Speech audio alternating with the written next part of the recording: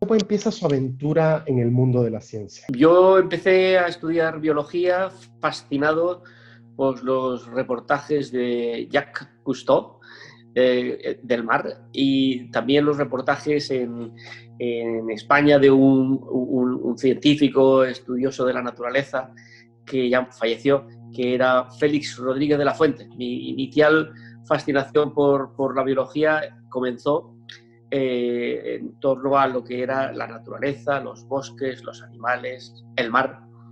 Y después pronto derivó todo en descubrir, a través de unos profesores maravillosos que tuve, descubrir la genética, y eso fue lo que me provocó un cambio de rumbo radical. Y partí de lo que iba a ser, digamos, la biología en el campo y terminé en la biología de laboratorio. A usted le interesa mucho todo lo que tiene que ver con el tema del emprendimiento científico. Yo a lo largo de varios años he entrevistado médicos, emprendedores científicos en España, y una de las cosas en las que todos coinciden y se quejan es de la falta de apoyo que ha habido a lo largo de los últimos años. Muchos emprendedores no pueden emprender, muchos emprendedores científicos, porque tienen que enseñar, investigar, publicar y al mismo tiempo ser emprendedores. La pregunta es, ¿cómo puede hacer un científico que es al mismo tiempo un emprendedor para evitar que su patente caiga en lo que se llama el Valle de la Muerte? No hay una fórmula, no hay una fórmula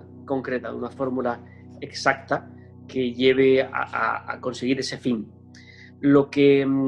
Porque precisamente el científico emprendedor se ve en la complicación de tener que atender su trabajo como investigador, en muchos casos, si es profesor, también su trabajo como docente, y igualmente debe reservar una parte de su cabeza, lo poco que le quede, para ese proyecto como emprendedor. Es decir, la vida del científico emprendedor inevitablemente va a ser mucho más compleja, más difícil que la del científico estándar, porque el científico estándar puede dedicar toda su vida a la ciencia, como hacemos casi todos, no todos, pero si añadimos una tarea más y no queremos desatender todo lo demás, que es lo común, pues entonces realmente acabamos teniendo menos tiempo libre, menos tiempo para el ocio, menos tiempo para la familia, pero bueno, no he visto que haya una fórmula exacta, más que un poco de cierto, vamos a decir, sacrificio personal. Según la investigación que yo he hecho con la gente que he hablado, Sí, he llegado a la conclusión de que la mayoría de las patentes de investigaciones que se hacen en universidades españolas se quedan archivadas. Esto es absolutamente terrible. cierto. Eso es verdaderamente dramático, eso es terrible que ocurra. Y desde luego, con la situación que tenemos actualmente en España, yo creo que va a seguir siendo así, porque no hay una apuesta decidida por la explotación comercial de las patentes. Digamos, hace unos años había pocos investigadores que vieran la importancia de patentar. Ahora ha cambiado la filosofía, ya se empieza a ver la importancia de crear patentes. Muy bien. Pero ahora, cuando ya nacen las patentes, la transferencia y la explotación comercial de esas patentes es extraordinariamente difícil, porque muchas veces no existe esa empresa que está esperando esa patente para recibirla y tener la licencia de explotación, sino que esa empresa que podríamos soñar no existe, y hay que crearla. Yo creo que un investigador, cuando después de haber pasado por el proceso de crear una patente, después de hacer buena ciencia y patentar, tiene que, lógicamente, como primera opción, la más sencilla, buscar una empresa interesada en la patente. Pero cuando no aparece esa empresa, no hay que desistir. Creo que no hay que decir, bueno, pues no hay cliente interesado en comprar esta patente o esta licencia, por tanto ya no hago nada. No, es que el siguiente paso es buscar si se puede crear una empresa ad hoc, una empresa exprofeso dedicada a la explotación de esa patente. Eso es lo que yo siempre recomiendo a todos los investigadores. ¿Es España un país de innovadores científicos? ¿Hay calidad científica en España? España es un país donde hay una calidad científica excepcional. Creo que podemos presumir de tener investigadores dentro de España y fuera de España de un nivel absolutamente tan competitivo como en cualquier otro país. Donde fallamos precisamente en la traslación del conocimiento, en la monetización del conocimiento.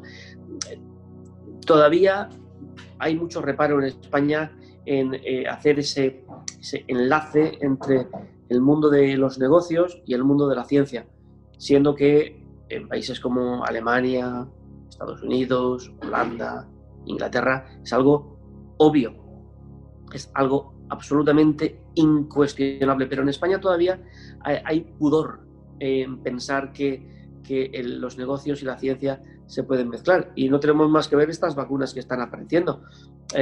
A todas las personas que todavía existen en el mundo, y tristemente en España demasiadas, que piensan que los negocios y la ciencia no se pueden mezclar, yo les digo que miren si las vacunas que ahora están llegando han sido producidas por alguna cosa que no sea una empresa. No hay nada más que un tipo de organización que se llama una empresa en concreto, una compañía mercantil privada, la que tiene capacidad de arriesgar una cantidad de dinero inmensa en un posible negocio que puede salir bien o puede salir mal. Eso solamente lo pueden hacer las empresas. Los estados, los gobiernos, las entidades públicas no pueden arriesgar suficiente dinero en un negocio para que salga adelante una vacuna o un medicamento. Los medicamentos que consumimos, la totalidad de ellos están producidos también por empresas privadas, y ahí yo veo, en cada medicamento que consumimos, veo ciencia, porque no hay otra cosa más que ciencia. Cualquier ciudadano tiene que ver que los medicamentos que consumimos son ciencia y negocio al mismo tiempo.